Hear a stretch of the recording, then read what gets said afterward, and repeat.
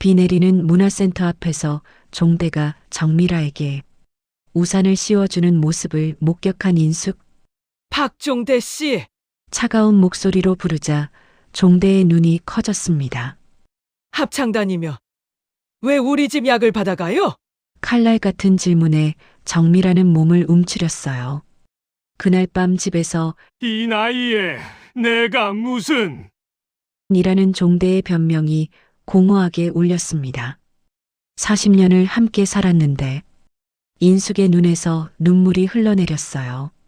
오늘 사연 시작하기 전에 무료 버튼인 구독과 좋아요로 응원해주세요.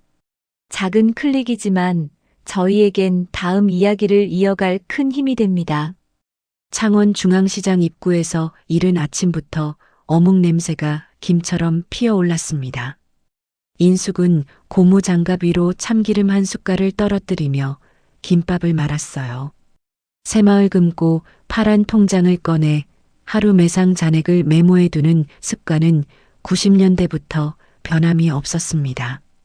라디오에선 교통정보가 흘렀고 역한 칼국수집 주인장은 포대자루에 밀가루를 붓는 소리를 냈죠. 사장님, 김밥 3줄 포장이요. 단골 아주머니가 1,000원짜리 몇 장을 내밀었습니다. 인숙은 능숙하게 김밥을 썰어 포장지에 담으면서 생각했어요. 벌써 40년째 이 자리에서 똑같은 일을 하고 있다는 걸 말입니다. 처음엔 신혼부부가 시작한 작은 분식집이었는데 이제는 손자까지 낳은 할머니가 혼자 지키는 터전이 되었죠. 새벽 5시에 일어나 재료 준비하고 저녁 8시까지 손님 받고 정리하고 집에 들어가면 밤 9시가 넘었습니다. 인숙이 언니, 오늘도 일찍 나왔네. 옆 가게 순자가 인사를 건넸어요. 우리 나이에 언제까지 이렇게 해야 하나 몰라. 순자는 한숨을 내쉬며 멸치를 다듬기 시작했습니다. 인숙도 고개를 끄덕였죠. 정말 언제까지 이렇게 살아야 할까요? 아이들은 다 컸고 이제 자신들만의 삶이 있었습니다. 딸 지민은 회사 다니느라 바쁘고 아들 준혁은 결혼해서 따로 살고 있어요. 종대는 은퇴 후로 사람은 취미가 있어야 안 늙는다며 실버 합창단을 다니기 시작했습니다. 30년 넘게 공장에서 일하다 정년퇴직한 뒤로는 할 일이 없어 집에만 있었는데 복지관에서 합창단 모집 공고를 보고 신청했다고 했어요. 예전엔 막걸리 냄새로 집에 들어오던 사람이 요즘은 향수 냄새를 달고 들어왔습니다. 면도도 깔끔하게 하고 옷차림새도 예전보다 단정해졌어요. 연습이 길어. 그의 변명은 짧았고 그 짧음이 자꾸 마음에 걸렸습니다. 처음엔 좋은 일이라고 생각했어요. 집에서 심심해하던 남편이 취미를 찾은 거니까요. 그런데 시간이 지날수록 뭔가 이상했습니다. 합창 연습이 그렇게 오래 걸리나요? 저녁 7시에 시작해서 밤 9시가 넘어서 들어오는 날이 많아졌어요. 이 나이에 무슨 비밀이 있을까요? 설마. 아니겠지. 인숙은 손에 묻은 참기름을 닦으며 그렇게 스스로를 달랬습니다. 하지만 문고리에 손이 닿을 때마다 우리 집이라는 말이 하루에 몇 번씩 속으로만 울렸어요. 정말 우리 집이 맞나 싶었거든요. 40년을 함께 산 집인데도 요즘엔 왠지 낯설게 느껴졌습니다. 오후 장사가 끝나고 집으로 돌아가면 종대는 이미 씻고 나와 거실 소파에 앉아 있었어요. 텔레비전에서 나오는 뉴스를 보는 듯 보지 않는 듯한 표정으로 말입니다. 오늘 합창 어땠어요? 인숙이 물으면 응, 좋았어라고 대답할 뿐이었어요. 더 이상 묻지 않았습니다. 묻는다고 해서 더 많은 말이 나올 것 같지도 않았거든요. 종대의 휴대폰이 울리는 횟수도 늘어났어요. 예전엔 하루에 한두 번 울릴까 말까 했는데 요즘은 저녁 시간에 자주 울렸습니다. 여보세요? 하고 받는 목소리가 평소보다 부드러웠어요. 네, 알겠습니다. 내일 뵙겠습니다. 짧은 통화였지만 뭔가 달랐습니다. 누구와 통화하는지 묻지 않았어요. 물어봐도 합창단 사람들이라고 할 게 뻔했거든요. 저녁상을 차리면서 인숙은 종대의 옆모습을 슬쩍 관찰했습니다. 주름이 깊어진 건지 아니면 전에도 이랬는데 자신이 몰랐던 건지 헷갈렸어요. 40년을 함께 살았는데도 남편이 낯설게 느껴지는 순간들이 있었습니다. 특히 합창단을 다니기 시작한 이후로 더욱 그랬죠. 마치 다른 사람이 된 것처럼 말이에요. 내일도 합창 있어요? 인숙이 조심스럽게 물었습니다. 응, 정기 연주회 준비한다고 연습 많이 해야 한대. 언제 연주회예요? 다음 달쯤? 정확한 날짜는 아직 안 정해졌어. 대화는 거기서 끝났습니다.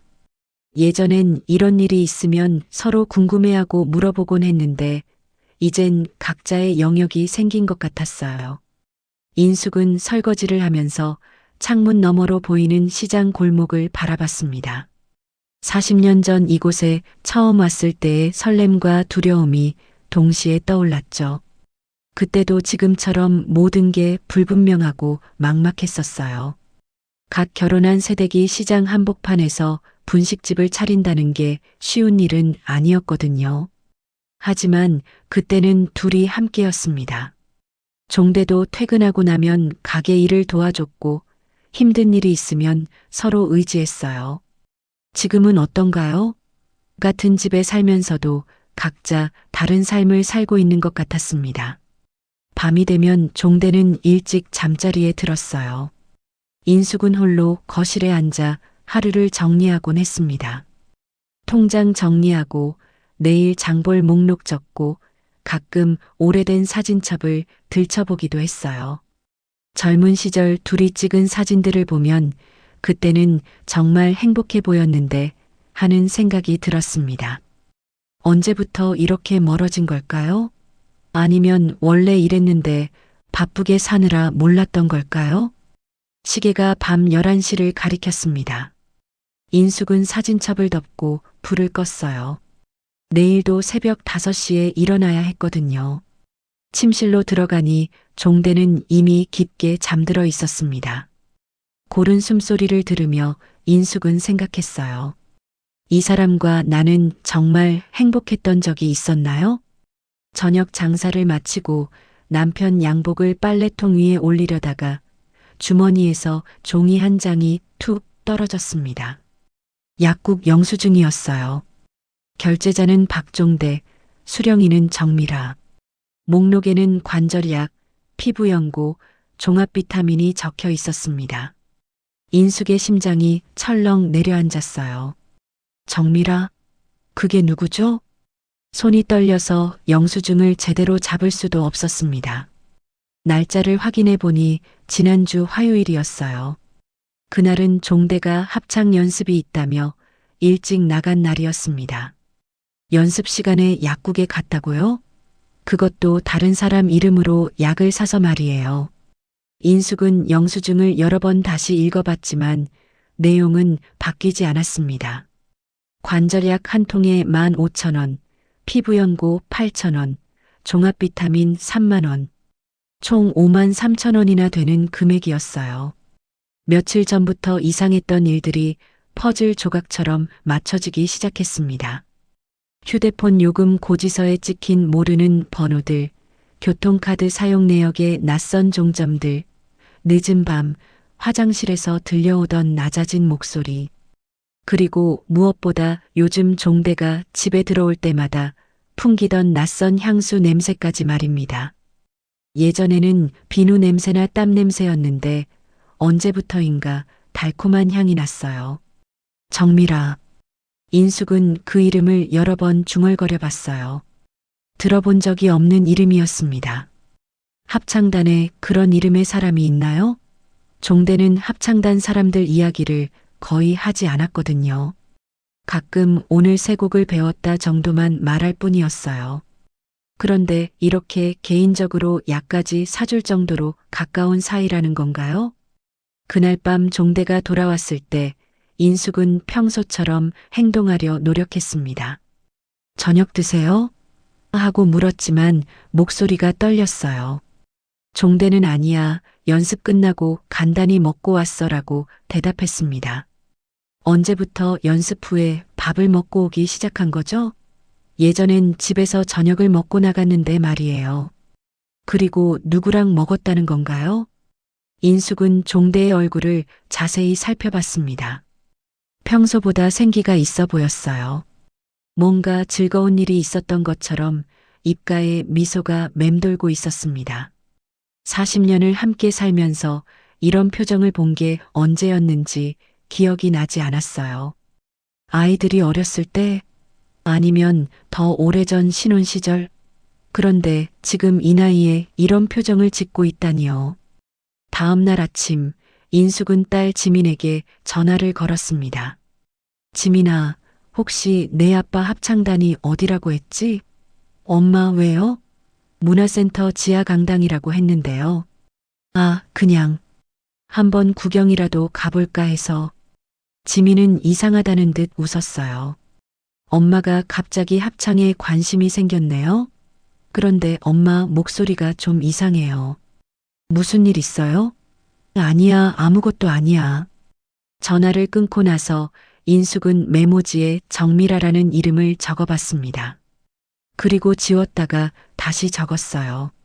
3번이나 반복한 후에야 펜을 놓았습니다. 확인해야 했어요. 그래야 자신이 무너지지 않을 것 같았거든요. 이대로 모른 척하고 살 수는 없었습니다. 하지만 어떻게 확인하죠? 직접 물어볼 수도 없고 합창단에 찾아갈 용기도 없었습니다. 40년을 함께 산 남편을 의심한다는 게 스스로도 믿기지 않았어요. 그런데 영수증은 거짓말하지 않았습니다. 분명히 종대가 정미라라는 사람을 위해 약을 사준 거였어요. 그것도 자기 돈으로 말입니다. 분식집에서 일하는 동안에도 계속 그 생각뿐이었어요. 사장님, 오늘 표정이 안 좋으시네요. 단골 손님이 걱정스럽게 물었습니다. 인숙은 억지로 웃으며 아니에요. 괜찮아요라고 대답했지만 거울을 보니 정말 안색이 좋지 않았어요. 밤새 잠을 제대로 못 잤거든요. 종대 옆에 누워서도 계속 정미라라는 이름이 머릿속을 맴돌았습니다. 김밥을 말면서도 손이 제대로 움직이지 않았어요. 평소 같으면 금세 끝낼 일인데 오늘은 유난히 시간이 오래 걸렸습니다. 옆 가게 순자가 인수가 무슨 걱정 있어? 얼굴이 왜 그래? 라고 물었지만 뭐라고 대답할 수 없었어요. 남편이 다른 여자에게 약을 사줬다고 말할 수는 없잖아요. 점심시간이 되자 인숙은 문화센터 근처까지 가봤어요. 합창 연습이 언제 하는지 확인해 보려고 했습니다. 하지만 막상 건물 앞에 선이 들어갈 용기가 나지 않았어요. 만약 종대를 마주치면 뭐라고 말하죠? 그냥 지나가다가 들렀다고 할 수도 없었습니다. 집에서 문화센터까지는 버스로 30분이나 걸리는 거리였거든요. 건물 입구에 붙어 있는 안내판을 살펴봤습니다. 실버 합창단 매주 화, 목, 토 오후 7시 9시라고 적혀 있었어요. 오늘은 목요일이었습니다. 저녁 7시면 종대가 나갈 시간이었죠. 인숙은 시계를 확인했어요. 오후 2시. 아직 시간이 많이 남았습니다. 결국 그냥 돌아왔지만 마음은 더욱 무거워졌어요. 의심하고 싶지 않은데 의심하게 되는 자신이 미웠습니다. 하지만 어쩔 수 없었어요. 너무 많은 것들이 변했거든요. 종대의 옷차림, 향수 냄새, 늦어지는 귀가 시간, 그리고 무엇보다 집에 있을 때의 딴 생각하는 표정까지. 저녁 준비를 하면서 인숙은 종대가 좋아하는 된장찌개를 끓였습니다. 예전엔 오늘 된장찌개네 좋다라며 좋아했는데 요즘은 응이라고 한마디만 하고 말았어요. 밥상에 앉아서도 휴대폰을 자주 확인했습니다. 문자가 오는 것 같지도 않은데 왜 그렇게 휴대폰을 들여다보는 걸까요? 여보, 합창단에 몇 명이나 다녀요? 인숙이 조심스럽게 물었습니다. 글쎄, 한 20명 정도? 여자분들도 많이 계시나요? 종대가 젓가락을 놓고 인숙을 쳐다봤어요. 왜 그런 걸 물어? 그냥 궁금해서요. 그 순간 종대의 표정이 굳었습니다. 뭔가 경계하는 듯한 눈빛이었어요. 별로 관심 없었으면서 갑자기 왜? 목소리도 평소보다 차갑게 들렸습니다. 인숙은 아무것도 아니에요라고 대답했지만 이미 어색한 분위기가 흘렀어요. 종대는 성급하게 밥을 먹고 일어났습니다. 그날 밤 인숙은 화장실에서 종대의 양복 주머니를 다시 확인해 봤습니다. 다른 영수증은 없었지만 명함 하나가 나왔어요. 문화센터 실버압 창단 단장 정미라라고 적혀 있었습니다. 전화번호도 함께 적혀 있었어요. 인숙은 그 명함을 오래 들여다봤습니다. 단장이라고 하니까 업무상 연락할 일이 있을 수도 있겠죠. 하지만 왜 약까지 사주게 된 걸까요? 명함 뒷면에는 손글씨로 뭔가 적혀 있었어요. 종대님, 고맙습니다라는 짧은 메시지였습니다. 글씨체가 또박또박하고 정성스러웠어요. 인숙의 가슴이 더욱 답답해졌습니다. 고맙다니 뭘 고마워하는 건가요? 약 사준 것을 고마워하는 건가요? 아니면 다른 무엇을요? 명함을 다시 주머니에 넣고 인숙은 침실로 돌아왔어요. 종대는 벌써 잠들어 있었습니다. 평온해 보이는 종대의 얼굴을 보며 인숙은 생각했어요. 정말 아무것도 아닌 걸까요? 아니면 자신이 너무 예민하게 반응하는 걸까요? 하지만 가슴 한편이 계속 불안했습니다. 뭔가 중요한 변화가 일어나고 있다는 느낌을 지울 수가 없었어요. 침대에 누워서도 잠이 오지 않았습니다. 천장을 바라보며 인숙은 40년 전을 떠올렸어요. 처음 종대를 만났을 때, 결혼했을 때, 아이들을 낳았을 때, 그때는 이런 일이 일어날 거라고 상상도 못했었습니다. 이 나이에 이런 고민을 하게 될 줄이야. 비 내리는 문화센터 앞에서 인숙은 우산을 꼭 잡고 서 있었습니다. 오후 9시 합창 연습이 끝나는 시간이었어요. 건물에서 하나둘 사람들이 나오기 시작했습니다. 대부분 나이 든 분들이었죠. 그 중에서 종대를 찾으려고 눈을 크게 뜨고 있는데 익숙한 목소리가 들렸어요. 미라 씨, 비 많이 오네. 감기 조심해. 종대가 접이식 우산을 펴서 한 여자의 어깨를 가려주고 있었습니다. 그 여자가 바로 정미라였어요. 생각보다 젊어 보였습니다. 50대 후반 정도, 염색한 머리가 단정하게 묶여 있었고 화장도 깔끔하게 했어요. 무엇보다 종대를 바라보는 눈빛이 따뜻했습니다. 인숙의 마음이 철렁했어요. 우산을 씌워주는 종대의 모습이 너무나 자연스러웠거든요. 마치 오랫동안 그래왔던 것처럼 말입니다. 40년 결혼 생활에서 종대가 자신에게 우산을 씌워준 적이 몇 번이나 있었는지 기억도 나지 않았어요. 고마워요, 종대 씨. 항상 이렇게 챙겨주시고. 정미라의 목소리는 부드럽고 상냥했습니다. 종대는 뭐료, 당연한 거죠라고 대답하며 미소를 지었어요. 인숙은 그 미소를 본 순간 가슴이 무너지는 것 같았습니다. 집에서는 보여준 적이 없는 표정이었거든요. 인숙은 우산 끝을 꼭 쥐고 다가갔습니다. 박종대 씨, 목소리가 나오는 것도 신기했어요. 종대의 눈이 커졌습니다. 정미라는 당황해서 허리를 숙였어요. 저 같은 합창단에서. 합창단이면 왜 우리 집 약을 받아가요? 인숙의 목소리는 낮았지만 칼날 같았습니다. 빗소리 사이로 세 사람의 침묵이 흘렀어요. 종대는 입을 벌렸다 닫았다 반복했고 정미라는 얼굴이 하얗게 질렸습니다. 여보, 이게 무슨... 종대가 어색하게 웃으며 말했어요. 영수증 봤어요. 결제자 박종대, 수령인 정미라. 관절약, 피부연고, 종합비타민. 53,000원. 인숙이 또박또박 말하자 정미라가 더욱 몸을 움츠렸습니다. 죄송합니다. 정말 죄송해요. 뭐가 죄송해요? 아픈 곳이 있으면 본인이 약국 가서 사면 되는 거 아닌가요? 종대가 서둘러 끼어들었어요. 여보, 여기서 이러지 말고 집에 가서 얘기하자. 하지만 인숙은 물러서지 않았습니다. 아니에요. 지금 여기서 해명하세요.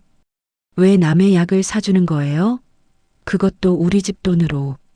정미라가 떨리는 목소리로 말했어요. 정말 죄송합니다. 무릎이 아프다고 했더니 종대 어르신이 약국에 같이 가주셨어요. 제가 말렸는데, 그럼 왜 어르신 이름으로 계산을 안 하고 본인 이름으로 했어요? 정미라는 대답하지 못했습니다. 사실 인숙도 그 이유를 알 것 같았어요. 부담스러우니까, 미안하니까 그런 거겠죠. 하지만 그게 더 화가 났습니다. 그날 밤 집에 돌아와서 종대와 인숙은 마주 앉았어요. 종대는 말동무였을 뿐이라고 했습니다. 밥 몇 번, 병원 몇 번. 이 나이에 내가 무슨. 그 몇 번의 영수증엔 왜 그 여자 이름이 찍혀 있죠? 미라 씨가 부담스러워해서 그냥 내 이름으로 계산하고 약은 미라 씨가 가져간 거야. 인숙은 고개를 저었어요. 그게 정상인가요? 남의 약을 사주고 남의 병원비를 내주고 당신이 그 사람 뭐라고? 합창단 단장이야. 나이도 나보다 어리고 혼자 사니까 챙겨주는 거지. 혼자 산다고요? 그 말에 종대가 움찔했어요. 말하지 말아야 할 것을 말한 것 같은 표정이었습니다. 이혼했대. 몇 년 전에. 인숙의 가슴이 또 한 번 철렁했어요. 이혼한 여자라고요? 그럼 정말 혼자라는 얘기잖아요. 그 순간 종대의 휴대폰에 문자가 왔습니다. 종대가 확인하려고 하자 인숙이 먼저 낚아챘어요. 죄송합니다. 부탁한 적은 없었습니다. 정미라. 정중한 사과였지만 인숙에게는 오히려 의심을 더 키우는 문자였어요. 정말 부탁한 적이 없었다면 왜 이 많은 자국들이 생겼을까요? 영수증, 명함, 늦은 귀가, 달라진 표정들. 당신 솔직히 말해봐요. 그 여자한테 마음이 있는 거죠? 종대가 깜짝 놀라며 손을 저었어요. 무슨 소리야? 그냥 동료야, 동료. 동료한테 약 사주고, 밥 사주고, 병원까지 데려다 주고, 그게 동료예요? 나이 차이도 나고, 그냥 딸 같은 존재야. 딸 같은 존재한테 향수 뿌리고 다녀요? 종대의 얼굴이 빨갛게 달아올랐어요. 향수가 뭐가 문제야? 사람이 깔끔하게 하면 안 돼? 인숙은 웃음이 나왔어요. 쓴웃음이었지만요. 40년 동안 향수 한 번 안 뿌리던 사람이 갑자기 왜 뿌려요? 누구한테 좋은 냄새 나는 모습 보여주려고?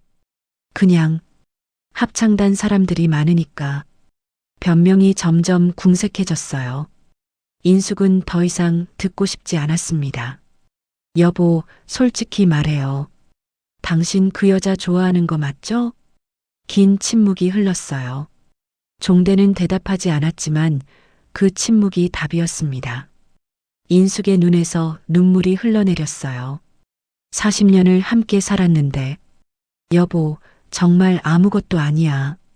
그냥 뭐예요? 그냥 좋아하게 된 거예요? 그냥 챙겨주고 싶어진 거예요? 종대는 더 이상 변명하지 않았어요. 인숙도 더 이상 묻지 않았습니다. 이미 답을 알고 있었거든요. 그날 밤 인숙은 혼자 거실에 앉아 있었어요. 종대는 먼저 침실로 들어갔습니다. 40년 만에 처음으로 따로 잠을 자게 된 거였어요. 인숙은 소파에 앉아 창밖을 바라봤습니다. 비가 계속 내리고 있었어요. 문득 오늘 오후 본 장면이 떠올랐습니다. 종대가 정미라에게 우산을 씌워주던 모습, 그 자연스러움이 가장 아팠어요. 마치 오랫동안 그래왔던 것처럼 보였거든요. 그리고 정미라를 바라보는 종대의 눈빛, 집에서는 본 적이 없는 따뜻함이었습니다. 인숙은 스스로에게 물었어요. 나는 언제부터 종대에게 그런 눈빛을 받지 못했을까? 언제부터 우리는 이렇게 멀어진 걸까? 그리고 가장 아픈 질문. 나는 종대에게 정미라 같은 사람이 될 수 있을까? 시장 사람들의 입은 빠르다는 말이 있습니다. 며칠 지나지 않아 분식집 앞으로 지나가는 사람들의 수군거림이 들려왔어요. 합창단에서 커플이 나왔다더라. 박종대 씨 부인이 직접 확인하러 갔다던데. 비닐 커튼 틈으로 스며드는 그런 소리들이 인숙의 귀에 날카롭게 박혔습니다. 인숙은 김밥을 말면서도 손에 힘이 들어가지 않았어요. 밥알이 흩어지고 김이 찢어져도 제대로 집중할 수 없었습니다. 단골 손님들도 눈치를 채고 있었어요. 사장님, 요즘 많이 피곤해 보이세요. 혹시 몸이 어디 안 좋으세요? 걱정스러운 목소리들이 오히려 더 마음을 무겁게 만들었습니다. 그 즈음 통장 거래 내역을 정리하다가 이상한 자동이체를 발견했어요.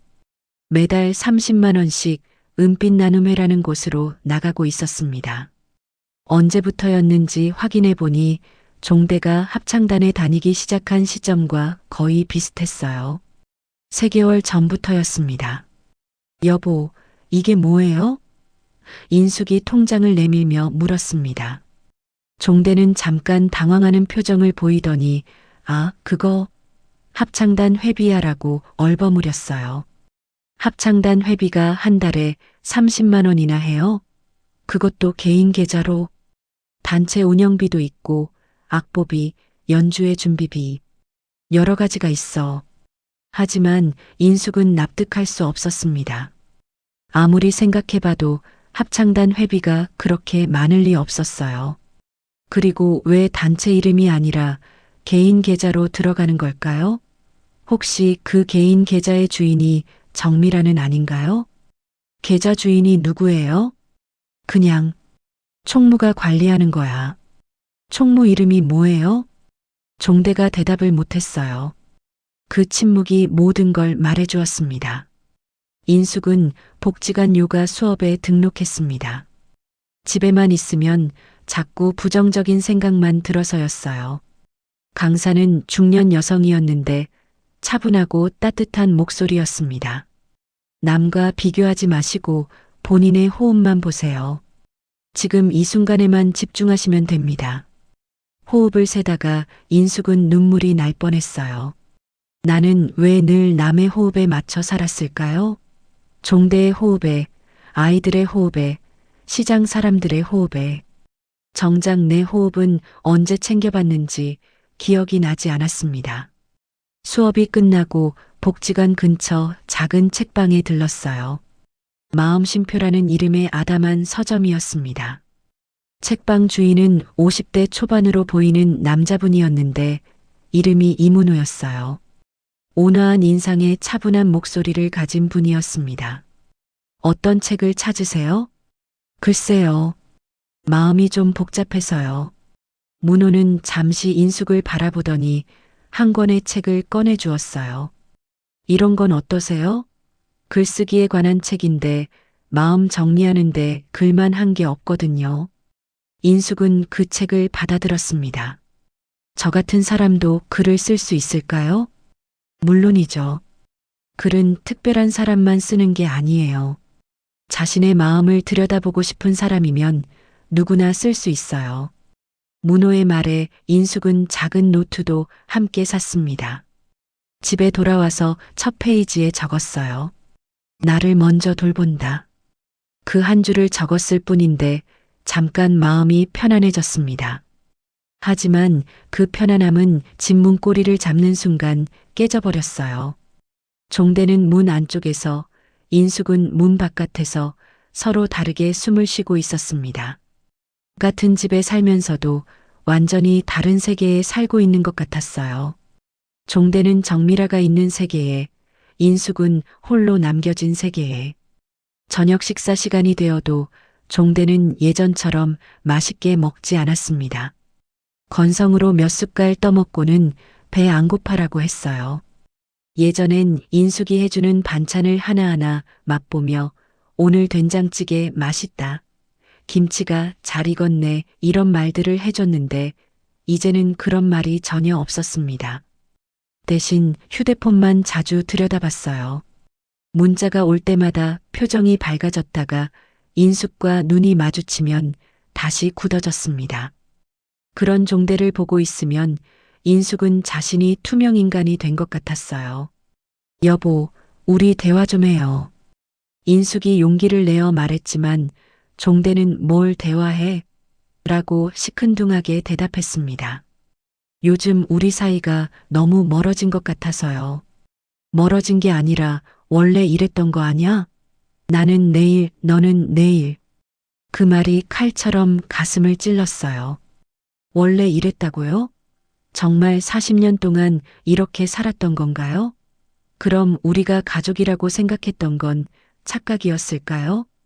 인숙은 다시 노트에 글을 적었습니다.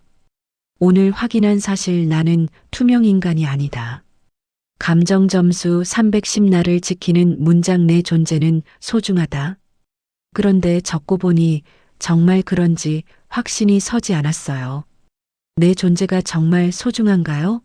종대에게는 분명히 소중하지 않은 것 같았거든요. 며칠 후 딸 지민이 전화를 걸어왔어요. 엄마, 요즘 아빠랑 어떠세요? 아빠가 좀 이상하다고 준혁이가 그러던데요. 무슨 이상함? 만나서 밥 먹는데 계속 딴 생각하고 있더래요. 대답도 건성으로 하고. 인숙은 뭐라고 대답해야 할지 몰랐습니다.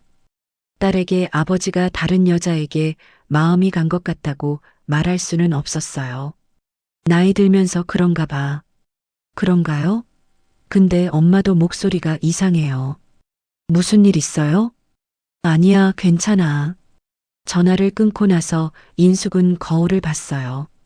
확실히 얼굴이 많이 상했습니다. 볼이 꺼지고 눈가에 주름이 더 깊어진 것 같았어요. 반면 종대는 요즘 오히려 생기가 있어 보였습니다. 정미라 때문일까요? 그날 밤 종대가 샤워를 하는 동안 인숙은 종대의 휴대폰을 확인해 봤어요. 비밀번호는 결혼기념일이었습니다. 40년 전 그 날짜를 아직도 기억하고 있다는 게 아이러니했어요. 문자함을 열어보니 정미라와 주고받은 메시지들이 있었습니다. 대부분 합창 연습에 관한 내용이었지만 가끔 개인적인 이야기들도 있었어요. 오늘 병원 결과 어땠어요? 덕분에 많이 좋아졌어요. 고마워요. 몸 조심하세요. 종대 씨도요. 별것 아닌 대화였지만 인숙에게는 충격이었어요. 언제부터 종대가 이런 따뜻한 메시지를 주고받았을까요? 자신과는 언제부터 이런 대화를 하지 않게 되었을까요? 인숙은 휴대폰을 원래 자리에 놓고 침실로 들어갔습니다. 종대는 샤워를 마치고 나와 머리를 말리고 있었어요. 예전엔 대충 수건으로만 닦았는데 요즘은 드라이어까지 사용했습니다. 누구에게 보이기 위해서일까요? 가을비가 길게 내리던 날 등기우편이 도착했습니다. 우체부 아저씨가 박종대 씨 댁 맞나요? 라고 물으며 내민 봉투를 받아든 순간 인숙의 손이 떨렸어요. 채무보증 통지서였습니다. 보증인은 박종대, 채무자는 최성훈. 그리고 맨 아래쪽에 작은 글씨로 보증인 가족 정미라라고 적혀 있었어요. 금액을 확인하는 순간 인숙의 다리에 힘이 풀렸습니다. 2천만 원. 생각보다 훨씬 큰 금액이었어요.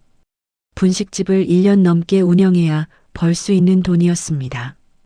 그런데 그보다 더 충격적인 건 보증인 가족 정미라라는 문구였어요. 가족이라고요? 종대가 합창 연습을 마치고 돌아왔을 때 인숙은 거실 테이블 위에 서류를 펼쳐놓고 기다리고 있었습니다. 현관문이 열리는 소리를 듣고도 평소처럼 어서 와라는 인사도 하지 않았어요. 이게 뭐야? 인숙의 목소리는 차갑고 낮았습니다. 종대가 서류를 보는 순간 얼굴이 하얗게 질렸어요. 여보, 이건 2천만 원. 우리 집을 담보로 보증을 섰네요. 잠깐만, 내가 설명할게. 종대가 허둥지둥하며 소파에 앉았습니다. 그 집 아들이 사업하다가 묶였대. 잠깐만 보증 서주면 금방 갚는다고 했어. 그래서 우리 집을 담보로 잡혔다고요? 아니야, 그런 게 아니라. 그럼 뭐예요? 여기 분명히 담보 설정이라고 나와 있는데. 인숙은 서류의 해당 부분을 손가락으로 콕콕 찍었습니다. 종대는 할 말을 찾지 못했어요. 그리고 이건 뭐예요? 보증인 가족 정미라. 언제부터 그 여자가 우리 가족이 됐어요? 그건 서류상 필요해서. 서류상 필요하면 우리 딸이나 아들 이름을 쓰지. 왜 남의 여자 이름을 써요? 종대가 대답하지 못하자 인숙은 반지를 빼기 시작했습니다. 40년 동안 끼고 있던 결혼 반지였어요. 우리 집에 문고리만 두고 당신 마음은 이미 밖에 나갔네요. 여보, 뭐 하는 거야? 나 나가서 한 달 살 거예요. 아니, 당분간. 인숙은 반지를 테이블 위에 놓고 일어났습니다. 종대가 붙잡으려 했지만 인숙은 뿌리쳤어요. 손대지 마세요. 이제 정미라 씨나 챙기세요. 그날 밤 인숙은 딸과 아들을 불러 가족회의를 했습니다. 카페에서 만났는데 지민은 엄마의 얼굴을 보자마자 울음을 터뜨렸어요. 엄마, 무슨 일이에요? 왜 이렇게 상하셨어요? 인숙은 차분하게 상황을 설명했습니다. 합창단, 정미라, 약값, 보증서. 아들 준혁은 주먹을 꽉 쥐었어요. 아빠가 미쳤나? 70이 넘어서 보증을 왜 서요? 그것도 모르는 여자를 위해서요. 지민이 눈물을 닦으며 말했어요. 엄마, 그럼 어떻게 할 거예요? 당분간 따로 살 거야.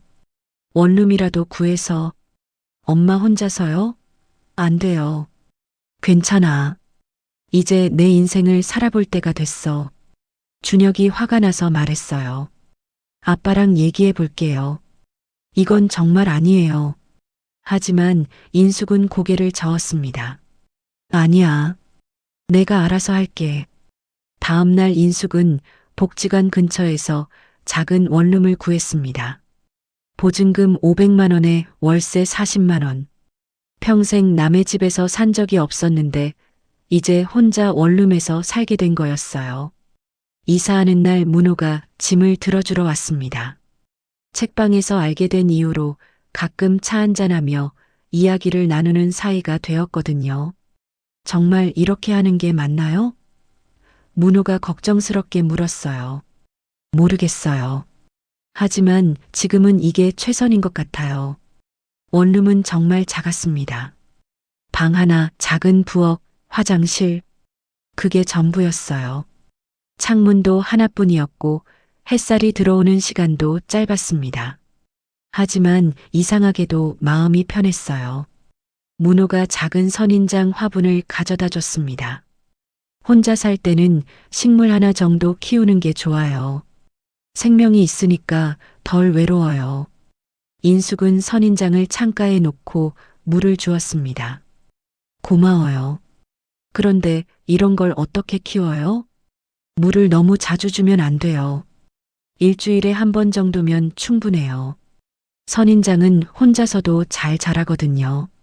그 말이 왠지 자신과 비슷하다는 생각이 들었어요. 혼자서도 잘 자랄 수 있을까요? 첫날 밤 인숙은 컵라면에 물을 부어 저녁을 해결했습니다. 평생 다른 사람을 위해 밥을 해왔는데 이제는 자신만을 위해 간단히 먹으면 되는 거였어요. 소박했지만 이상하게 배가 고팠습니다. 오랜만에 느끼는 진짜 식욕이었어요. 노트를 꺼내 적었습니다. 오늘 확인한 사실 보증은 사실상 내 삶의 보증금이었다. 감정 점수 410. 나를 지키는 문장 내 호흡으로 산다. 라디오를 틀었습니다. 밤 11시 음악 프로그램이었어요. 옛날 가요가 흘러나왔는데 가사가 귀에 들어왔습니다. 떠나가는 사람아, 붙잡지 않으리. 인숙은 미소 지었어요. 정말 붙잡지 않기로 했습니다. 종대에게서 몇 번 전화가 왔지만 받지 않았어요. 문자도 왔습니다. 여보, 집에 와. 얘기하자. 하지만 답장하지 않았습니다. 이미 충분히 얘기했거든요. 며칠 후 지민이 찾아왔어요. 엄마, 아빠가 많이 후회하고 있어요. 보증 문제도 해결하겠다고 하고요. 어떻게 해결해? 집을 팔아서라도 갚겠다고 해요. 인숙은 고개를 저었습니다. 그건 당연한 거야. 자기가 저지른 일이니까. 그럼 집에 돌아오세요. 아직 아니야. 나도 생각할 시간이 필요해. 지민이 원룸을 둘러보며 말했어요. 엄마, 여기 너무 좁아요. 불편하시죠? 아니야. 생각보다 괜찮아. 정말 괜찮았어요. 좁긴 했지만 모든 게 내 것이었습니다. 아무한테도 신경 쓰지 않고 내가 하고 싶은 대로 할 수 있었어요. 밤늦게 책을 읽어도 되고, 라디오를 들으며 글을 써도 되고, 컵라면을 먹어도 누가 뭐라고 하지 않았습니다. 무너지지 말자. 혼자 서보자. 인숙은 매일 밤 그렇게 다짐했어요. 그리고 선인장에게 물을 주며 말했습니다. 우리 둘 다 혼자서도 잘 자라보자. 복지관 상담실은 생각보다 아늑했어요.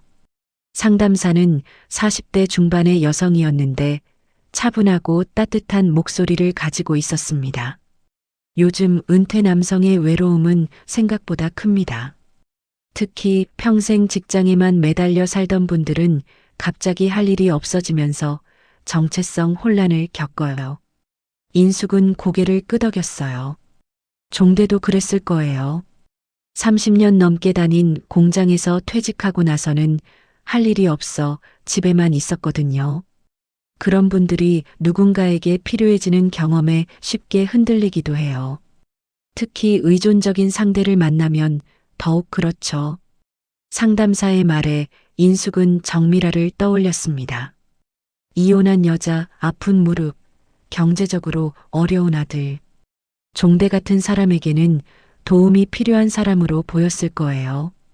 그럼 제 남편이 나쁜 사람은 아니라는 거네요?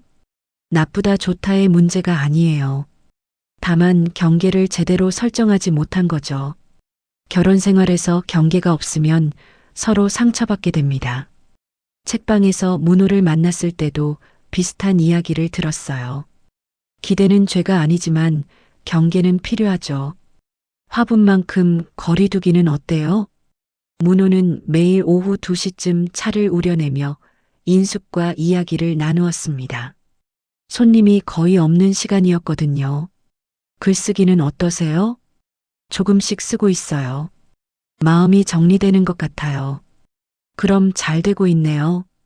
글은 마음의 정리 도구거든요. 인숙은 용기를 내어 합창단을 찾아갔습니다. 정미라를 직접 만나고 싶었어요. 더 이상 추측과 상상으로 괴로워하고 싶지 않았습니다.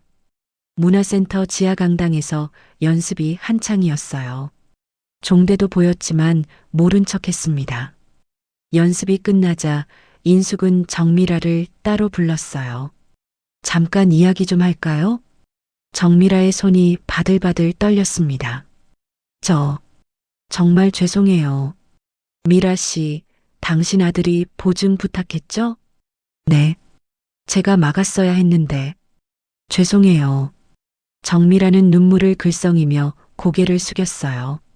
종대 어르신이 나라도 있어줘야 한다고 하셔서 제가 그 말을 필요했어요. 필요라는 단어가 칼처럼 가슴을 스쳤습니다. 인숙은 알았어요. 남편이 바란 것은 연애가 아니라 쓸모의 증명이었다는 것을, 누군가에게 꼭 필요한 사람이 되고 싶었던 거였어요. 아들은 언제 갚을 수 있대요? 사업이 좀 더 안정되면. 내년쯤에는. 내년이라고요? 인숙의 목소리가 높아졌어요. 정미라는 더욱 몸을 움츠렸습니다. 죄송해요. 정말 죄송해요. 집을 팔아서라도 갚겠어요. 그 말을 듣고 인숙은 오히려 마음이 복잡해졌어요.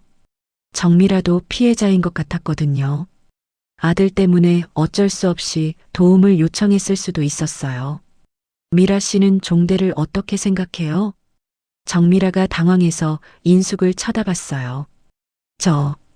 그냥 고마운 분이에요. 고마운 분? 제가 힘들 때 많이 도와주셨어요. 병원도 같이 가주시고 무거운 것도 들어주시고 오랫동안 그런 도움을 받아본 적이 없어서 인숙은 이해가 되었어요. 이혼 후 혼자 살면서 도움받을 곳이 없었을 정미라에게 종대는 정말 고마운 존재였을 거예요. 하지만 이해하는 것과 용서하는 것은 다른 문제였습니다. 그럼 앞으로 어떻게 할 거예요? 합창단은 그만두려고 해요. 이런 일이 있었는데 어떻게? 그만둘 필요는 없어요. 다만 경계는 분명히 해야겠죠. 인숙은 정미라에게 말했어요. 개인적인 부탁은 하지 마세요. 합창 관련된 일만 하시고요. 네, 알겠습니다. 집으로 돌아오는 길에 인숙은 많은 생각을 했어요. 정미라는 생각보다 나쁜 사람이 아니었습니다. 다만 상황이 그렇게 흘러간 거였어요. 하지만 종대는 달랐습니다. 결혼한 남자로서 지켜야 할 선을 넘었거든요. 원룸에 돌아와서 노트에 적었습니다. 오늘 확인한 사실 정미라는 악인이 아니다. 하지만 종대의 선택은 여전히 잘못되었다.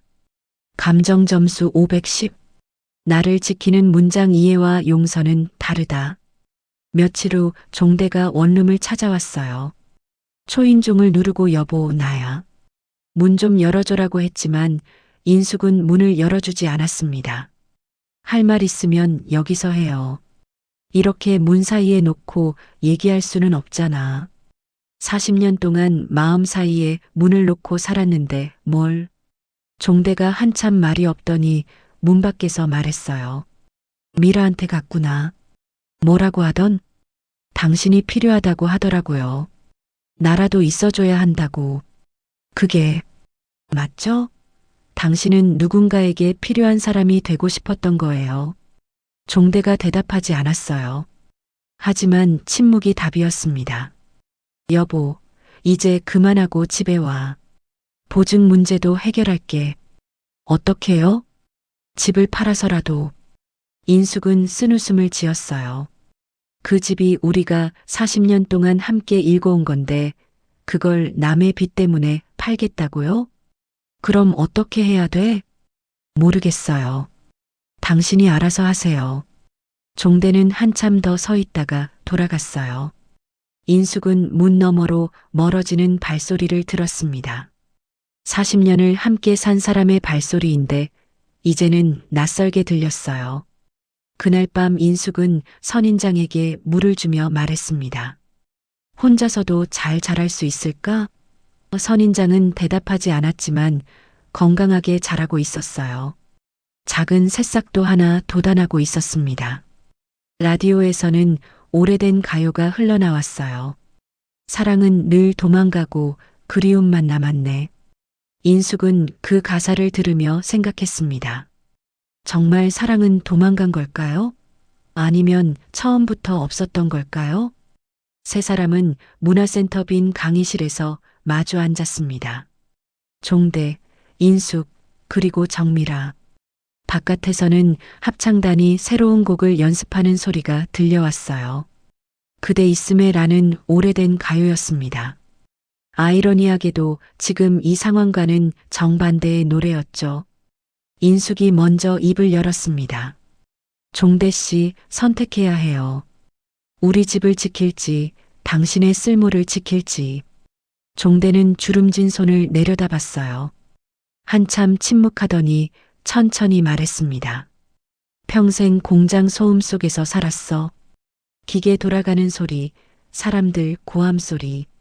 그런데 은퇴하고 나니까 집이 너무 조용하더라. 내가 투명인간이 된 것 같았어. 인숙은 그 말을 들으며 가슴이 복잡해졌어요. 종대의 외로움을 이해 못하는 건 아니었거든요. 누군가가 와줘서 고맙다고 말해주니까 내가 살아있는 것 같았어. 집에서는 아무도 나를 필요로 하지 않는 것 같았는데 그 말에 인숙은 뜨끔했습니다. 정말 집에서 종대를 필요로 한 적이 언제였을까요? 아이들이 어렸을 때는 아버지가 필요했지만 다 큰 지금은 어떤가요? 인숙 자신도 40년 동안 혼자서 집안일을 다 해왔으니까 종대의 도움이 별로 필요하지 않았어요. 정미라가 고개를 숙이고 말했습니다. 제 잘못이에요. 아들이 사업을 시작하면서 보증인이 필요하다고 했는데 제가 이혼한 상태라 신용이 부족했어요. 그때 종대 어르신이 도와주시겠다고. 그럼 당신은 뭐라고 했어요? 인숙이 물었습니다. 처음엔 안 된다고 했어요. 너무 큰 부담이니까. 그런데 어르신이 괜찮다. 나라도 있어줘야지라고 하시더라고요. 인숙은 그 대화 장면이 눈에 선했어요. 종대가 얼마나 당당하게, 의젓하게 그 말을 했을지 말입니다. 누군가를 도울 수 있다는 뿌듯함으로 가슴이 벅찼을 거예요. 미라 씨, 솔직히 말해봐요. 종대한테 마음 있었죠? 정미라가 깜짝 놀라며 고개를 저었어요. 아니에요. 정말 그런 게 아니었어요. 그럼 뭐였어요? 저는 그냥 의지했어요. 이혼하고 나서 아무도 저를 챙겨주는 사람이 없었거든요.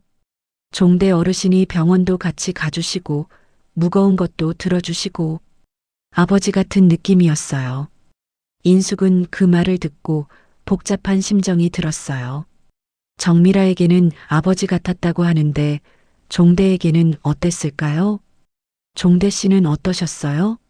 정말 딸 같은 마음이었나요? 종대가 고개를 들어 인숙을 쳐다봤어요. 오랫동안 침묵하더니 힘겹게 말했습니다. 아니야. 솔직히 말하면 아니었어. 그 한마디에 강의실의 공기가 얼어붙었어요. 정미라는 얼굴이 하얗게 질렸고 인숙은 예상했던 답이지만 가슴이 무너지는 것 같았습니다. 처음엔 정말 그냥 도와주려는 마음이었어. 그런데 시간이 지나면서 미라 씨가 나를 고마워하고 의지하는 모습을 보니까 마음이 흔들렸어. 종대의 목소리가 점점 작아졌어요. 집에서는 40년 동안 같은 일상의 반복이었는데 미라 씨와 있으면 뭔가 새로운 기분이었어. 내가 다시 젊어진 것 같았고 인숙은 눈물이 나려고 했지만 참았어요. 그럼 나는 뭐였어요? 40년 동안 당신과 함께 살아온 나는? 여보, 대답해봐요. 나는 당신에게 뭐였어요? 종대가 한참 망설이더니 말했습니다. 익숙함. 이었어. 너무 익숙해서 고마운 줄도 몰랐어. 그 말이 인숙의 가슴을 찔렀어요. 익숙함. 40년의 결혼 생활이 종대에게는 그저 익숙함이었다고요. 그때 정미라가 떨리는 목소리로 끼어들었습니다. 사실 영수증의 연고 말이에요. 제 것이 아니라 어르신 무릎용이었어요. 인숙과 종대가 동시에 정미라를 쳐다봤어요.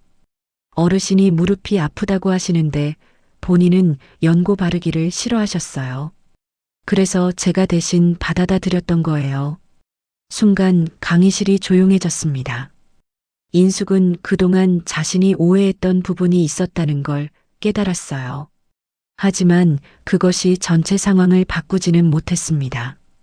이미 터져버린 보증 문제와 감정적인 배신감은 여전했거든요. 연고가 중요한 게 아니에요. 인숙이 차분하게 말했습니다. 중요한 건 당신이 다른 여자에게 마음이 갔다는 거예요. 그리고 우리 집을 담보로 보증을 섰다는 거고요. 종대가 고개를 숙였어요. 미안해. 정말 미안해. 미안하다고 해서 해결되는 게 아니에요. 인숙은 일어나서 창문 쪽으로 걸어갔습니다. 바깥에는 가을비가 내리고 있었어요. 앞으로 어떻게 할 거예요? 종대가 힘겹게 대답했습니다. 보증 문제는 내가 책임질게. 집을 팔아서라도. 그리고 정미라 씨와는 합창단도 그만둘게. 더 이상 만나지 않을게. 정미라가 고개를 끄덕였어요. 저도 합창단 그만두겠어요. 이런 일이 있었는데 인숙은 창밖을 바라보며 말했습니다.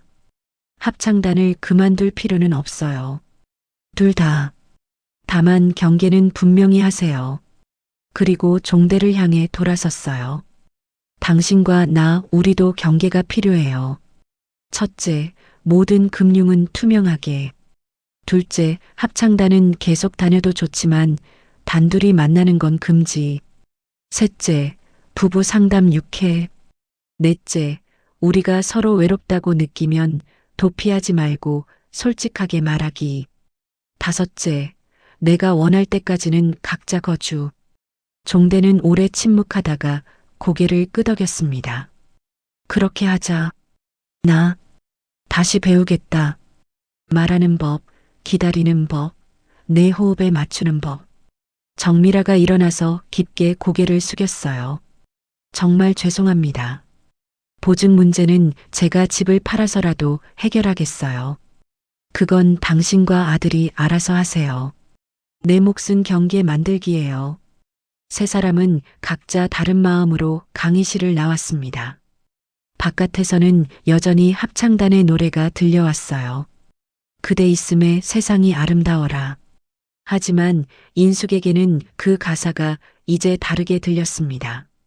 그대가 있어야만 아름다운 세상이 아니라 내가 있음에도 세상은 아름다울 수 있다는 뜻으로 말이에요. 집으로 돌아가는 길에 인숙은 생각했습니다. 다정함과 무모함은 정말 종이 한 장 차이구나. 종대의 다정함이 무모함이 되어 이 모든 일이 시작된 거였어요. 하지만 이제는 새로운 시작이 필요했습니다. 서로를 이해하되 경계를 분명히 하는 그런 관계 말이에요. 반년이 지났습니다. 인숙은 분식집을 딸 지민에게 넘기고 서점 노을 모임의 진행자가 되었어요. 문호의 제안이었습니다. 마음을 나누는 모임을 만들어 보는 게 어때요? 인숙 씨가 딱 맞을 것 같은데. 처음엔 자신이 없었지만 해보니 생각보다 재미있었어요. 매주 화요일 저녁 7시 오늘의 세 줄 기록으로 모임을 시작했습니다. 각자 하루를 세 문장으로 정리해서 나누는 시간이었어요. 그리고 3분 호흡으로 마무리했습니다. 숨을 깊이 들이마시고 천천히 내쉬세요. 지금 이 순간에만 집중하세요. 회원 중에는 택시기사를 그만둔 김아저씨, 아이들을 다 키우고 자신의 인생을 찾고 있는 박여사, 그리고 어느새 합창단에서 발을 뺀 종대도 있었습니다. 종대는 매주 상담을 받으러 다녔고 금융통장 비밀번호를 자녀들과 공유했어요. 약속을 지키고 있었습니다. 둘은 여전히 각자 거주를 하고 있었어요. 인숙은 원룸에서, 종대는 옛집에서.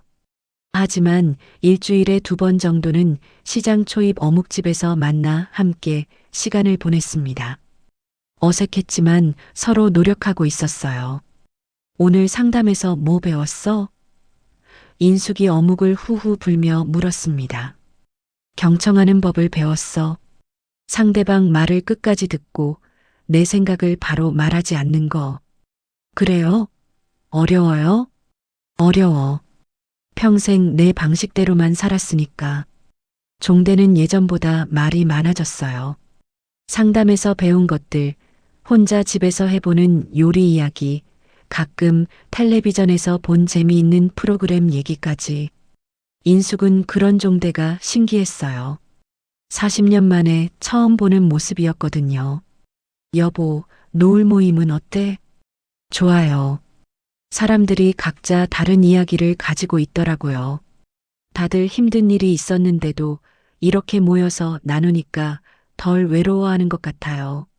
종대는 고개를 끄덕였어요. 나도 그런 걸 배우고 있어. 혼자 끙끙대지 말고 말하는 거. 그날 저녁 노을 모임에서 김 아저씨가 말했습니다. 오늘 3줄. 첫째, 아내가 해준 된장찌개가 맛있었다. 둘째, 30년 만에 고맙다고 말했다. 셋째, 아내가 울었다. 박 여사가 웃으며 말했어요. 김 씨 많이 변하셨네요. 처음 왔을 때는 말도 별로 안 하셨는데, 그때는 뭘 말해야 할지 몰랐어요. 이제는 조금 알 것 같아요. 인숙은 그런 모습들을 보며 뿌듯했어요. 사람들이 조금씩 변해가는 모습을 보는 게 이렇게 기쁜 일인지 몰랐습니다. 어느 저녁 종대가 조심스럽게 말했습니다. 언젠가 다시 한 집에서 살아볼래? 인숙은 어묵 국물을 한 숟갈 떠먹고 미소 지었어요. 우리에겐 아직 문 하나의 거리가 필요해요. 그 문을 함부로 닫지도 억지로 열지도 말고 서로의 호흡으로 열어봐요. 얼마나 더 기다려야 할까? 모르겠어요. 내가 괜찮다고 느껴지면 그때 내가 먼저 문고리를 돌릴게요. 종대는 아쉬워했지만 더 이상 재촉하지 않았어요. 기다리는 법을 배우고 있었거든요. 정미라는 약속대로 집을 팔아서 보증금을 갚았습니다. 작은 전세로 이사를 갔다고 했어요. 합창단도 그만두지 않고 계속 다니고 있었지만 종대와는 인사 정도만 나눴습니다. 서로 경계를 지키고 있었어요. 봄이 되자 인숙의 원룸 창가에 놓인 선인장에 작은 꽃이 피었습니다. 연분홍색 꽃이었어요. 문호가 선인장 꽃은 정말 오래 기다려야 피는 거예요. 축하해요라고 말했습니다. 인숙은 그 꽃을 보며 생각했어요. 정말 오래 기다렸구나. 나도 이 꽃도. 노트에 적었습니다. 오늘 확인한 사실 사랑은 소유가 아니라 경계 위의 동행이다. 감정 점수 710. 나를 지키는 문장문은 안에서도 밖에서도 열 수 있다. 그날 밤 종대에게서 문자가 왔어요. 선인장 꽃 피었다며? 축하해. 나도 뭔가 새로운 걸 키워보고 싶어. 인숙은 답장했습니다. 좋은 생각이에요. 식물은 참을성을 가르쳐줘요. 나한테 필요한 거네. 고마워. 창밖으로 시장 불빛이 반짝였습니다. 예전과 똑같은 풍경이었지만 인숙의 마음은 많이 달라져 있었어요. 오래된 한국 대중가요가 라디오에서 흘러나왔습니다. 그대 그리고 나, 우리 둘이면 되는 거야. 하지만 인숙은 이제 알고 있었어요.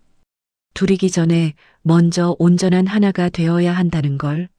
삶은 여전히 복잡하고 어려웠습니다. 하지만 인숙은 그 복잡함 속에서도 자기 호흡으로 천천히 걸을 수 있게 되었어요. 내일도 노을 모임이 있습니다. 누군가는 울 것이고, 누군가는 웃을 것이고, 누군가는 새로운 깨달음을 얻을 거예요. 문고리 하나 사이에 선 우리 집은 오늘도 서로의 손길을 기다리고 있습니다. 하지만 이제 인숙은 알아요. 그 문고리를 돌리는 건 억지로 하는 게 아니라 자연스럽게 하는 거라는 걸. 서로가 준비되었을 때, 서로의 호흡이 맞을 때 말이에요. 어느 날 종대가 노을 모임에 참가해서 말했습니다. 오늘 세 줄. 첫째, 아내가 없는 집에서 혼자 밥을 해 먹었다. 둘째, 생각보다 맛있었다. 셋째, 그래도 아내와 함께 먹고 싶었다. 인숙은 그 말을 들으며 마음이 따뜻해졌어요. 하지만 서두르지는 않았습니다. 천천히 자기 속도로 가면 되는 거였어요. 그리고 인숙은 확신했어요. 천리길도 한 걸음부터라고. 그 한 걸음은 언제나 자기 쪽에서 시작된다는 걸. 언젠가 자신이 준비되었을 때, 그때 문고리를 돌릴 거예요. 그것이 진짜 새로운 시작이 될 거라고 믿으면서. 처음 제 손바닥에서 바스락거리던 그 약국 영수증 한 장을 기억하시지요? 저는 그 종이를 버리지 못했습니다. 그것이 우리 삶을 찢는 칼날이 아니라 진실을 향해 조심스레 선을 그어주는 자 같았기 때문입니다. 비에 젖은 날 우산의 살 하나가 모양을 지키듯 얇은 종이 한 장이 제 마음의 모양을 다시 세워주었지요. 저는 그 영수증을 달력 속 책갈피처럼 끼워두고 하루에 3줄씩 기록을 붙였습니다. 구겨졌던 마음은 바늘땀처럼 천천히 꿰매지기 시작했습니다. 혹시 지금 비슷한 골목을 걷고 계시다면 혼자가 아니십니다. 늦은 나이에 신뢰를 다시 배우는 일은 부끄러움이 아니라 용기입니다. 상처를 인정하고도 나를 잃지 않으려 애쓴 시간은 결코 헛되지 않습니다. 누구의 결론이든 서둘러 따라갈 필요도 없습니다. 당신의 속도, 당신의 호흡으로 걸어가셔도 괜찮습니다. 오늘 이 영상을 덮으시기 전에 조용히 해보시면 좋겠습니다. 공책 첫 장에 세 줄만 적어보세요. 오늘 확인한 사실 한 가지, 지금의 감정 점수, 그리고 내 마음을 지켜줄 한 문장. 잠들기 전 3분만 호흡을 세고 이번 주에는 우리의 경계를 한 문장으로 써서 대화 자리에 올려두세요. 그리고 달력에 다시 이야기할 날을 표시해 두시면 좋겠습니다. 작지만 구체적인 이 움직임들이 내일의 당신을 지탱해 줄 겁니다. 이 이야기가 당신의 밤을 한 뼘 덜 흔들리게 했다면 다음 장을 함께 넘겨가요. 무료 버튼인 구독과 좋아요는 저에게 큰 힘이 되고 같은 길을 걷는 누군가에게는 불빛이 됩니다. 끝까지 함께 걸어주셔서 고맙습니다.